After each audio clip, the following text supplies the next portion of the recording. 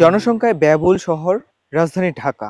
তবে এই রাজধানী ঢাকার প্রাণকেন্দ্রে অবস্থিত আজিমপুর কবরস্থান, যেখানে একটি কবরের জন্য মানুষকে লড়াই করে বাঁচতে হয়, দিতে হয় অর্থবহুল টাকা।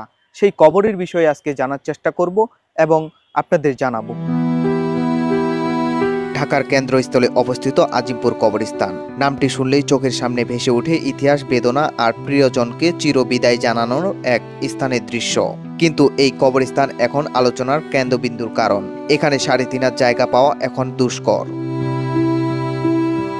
বাংলাদেশের রাজধানী ঢাকার অন্যতম প্রাচীন ও গুরুত্বপূর্ণ কবরস্থান হলো আজিমপুর কবরস্থান। বহু নামকরা ব্যক্তি, সাহিত্যিক, বুদ্ধিজীবী এখানে চিরনিদ্রায় শায়িত।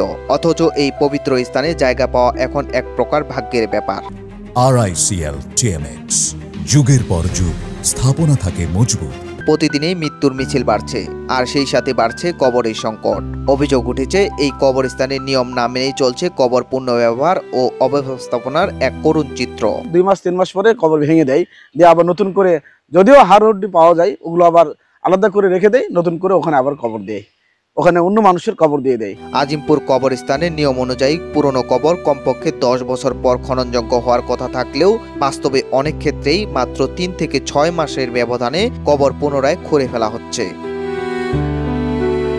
স্থানীয় বাসিন্দা ও ভুক্তভোগীরা বলছেন, সামনের দিকে ভালো জায়গা পেতে হলে মোটা অঙ্কের টাকা ঘুষ দিতে হয়। কেউ কেউ বলছেন স্থান বুঝে 20 থেকে 30 হাজার টাকা বেশি দিতে হয়, না দিলে পেছনের কোনো অনুপযুক্ত জায়গা দেখিয়ে দেওয়া হয়। 6 মাস যেতে দেয় না, ভেঙে ফেলে, ওখানে অন্যজনকে কবর দিয়ে দেয়। একটা সাইনবোর্ড যেখানে 1.5 বছর থাকার কথা ওখানে 3 মাসও থাকে না, 3 মাসের আগে সাইনবোর্ড সরিয়ে ফেলে। মোটা অঙ্কের কিছু টাকা দেন, আপনার কবরটা সামনে দিবে।